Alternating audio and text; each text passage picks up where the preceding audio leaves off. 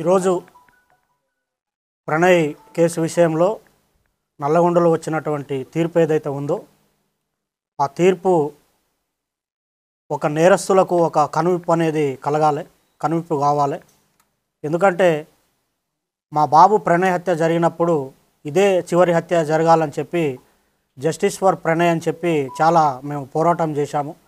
కానీ ఆ హత్య తర్వాత కూడా చాలా హత్యలు జరగటం అనేది జరిగింది. అయితే ఈ హత్య తర్వాత జరిగినటువంటి హత్యలు చేసిన వాళ్ళకి కానివ్వండి, కులాన్ని పట్టుకొని వేలాడే వాళ్లకు, కుల దురహంకార హత్యలు చేసే వాళ్లకు, తర్వాత కన్న కూతుర్లను చంపుకునే వాళ్లకు, కన్న కొడుకులను చంపుకునే వాళ్లకు, అవతలి వ్యక్తులను చంపే వాళ్లకు కులం పేరుతోని ఈ యొక్క తీర్పు అనేది కనువిప్పు కావాలని నేను కోరుకుంటున్నాను. వాస్తవంగా ఈ ఇన్సిడెంట్ తర్వాత మీ అందరికీ తెలుసు, చాలా లాస్ అయిపోయాం మేము. ఇప్పుడు మాకు కొడుకు లేకుండా పోయాడు, అమృతకి భర్త లేకుండా, తర్వాత నా మనవనికి తండ్రి లేకుండా పోయాడు. తర్వాత మారుతిరావు ఆయన అమృత ఫాదర్ ఆయన కూడా సూసైడ్ చేసుకున్నాడు. తర్వాత ఈ ఇందులో ఉన్నటువంటి 7 మందికి సుభాష్ శర్మకి ఉరిశిక్ష, తర్వాత మిగతా 7గురికి 6 మందికి జీవిత ఖైదు విధించడం అనేది జరిగింది. వారి కుటుంబాలు కూడా బాధపడుతూ ఉంటాయి. కాబట్టి ఎవరైతే ఈ సుపారీలు తీసుకొని హత్యలు చేసే వాళ్ళకి ఇది ఒక కనువిప్పు కావాలి.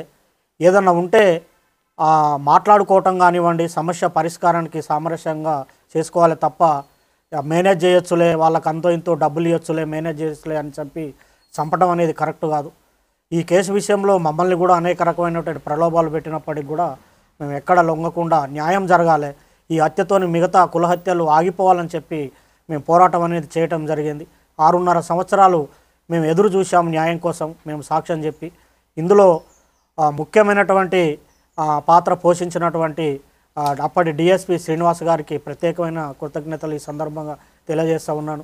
ఎందుకంటే సారు ఐఓగా చాలా గొప్పగా ఆ కేసును పకడ్బందీగా, చాలామంది మమ్మల్ని అన్నారు ఎందుకు కేసు లేట్ అవుతుంది, ఛార్జ్షీట్ లేట్ అవుతుంది, ఏదో జరుగుతుందని.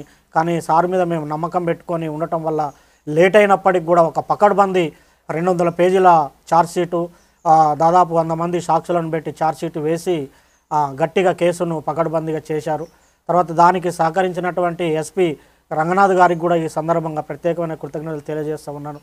సార్ ఆధ్వర్యంలో మంచి టీము సుభాష్ శర్మను ఆ రోజు వెళ్ళి పట్టుకోవటము, తర్వాత నిందితులందరినీ పట్టుకోవటం విషయంలో కూడా సారు అనేకమైనటువంటి టెక్నిక్స్ ఉపయోగించి, టెక్నికల్ ఎవిడెన్స్ ఉపయోగించి తర్వాత ఈ సాక్ష్యాలను కూడా ప్రొడ్యూస్ చేయడం అనేది జరిగింది.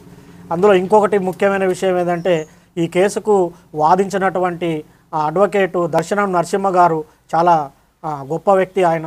ఎందుకంటే ఆయనకు కూడా ఎలాంటి ప్రలోభాలకు లొంగకుండా ఒక న్యాయం అనేది జరగాలి, ఈ సొసైటీలో న్యాయం ఉండాలని చెప్పి ఆయన కూడా గట్టిగా ఎలాంటి ప్రలోభాలకు లోను కాకుండా ఆయన కూడా చివరి వరకు కూడా న్యాయం కోసం పోరాటం అనేది చేయటం జరిగింది.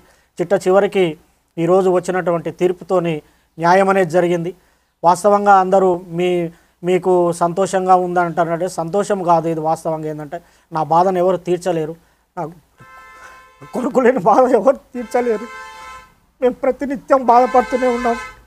ఎవరన్నా బయట బాబులు కనపడినప్పుడల్లా, మా బాని క్లాస్మేట్స్ కనిపించినప్పుడల్లా బాధ ఉంటుంది.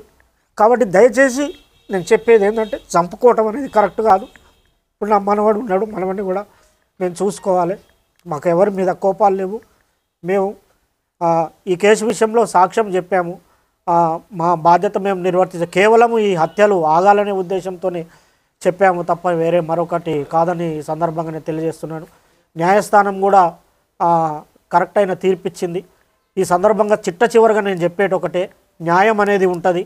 పోలీసులు కానివ్వండి, చట్టం కానివ్వండి, న్యాయమూర్తులు కానివ్వండి, న్యాయవాదులు కానివ్వండి ప్రలోభాలకు లొంగుకారు. ఈ దేశంలో, ఈ రాష్ట్రంలో, ఈ సమాజంలో న్యాయం అనేది ఉందని మరొకసారి రుజువందని తెలియజేసుకుంటూ సెలవు తీసుకుంటాం.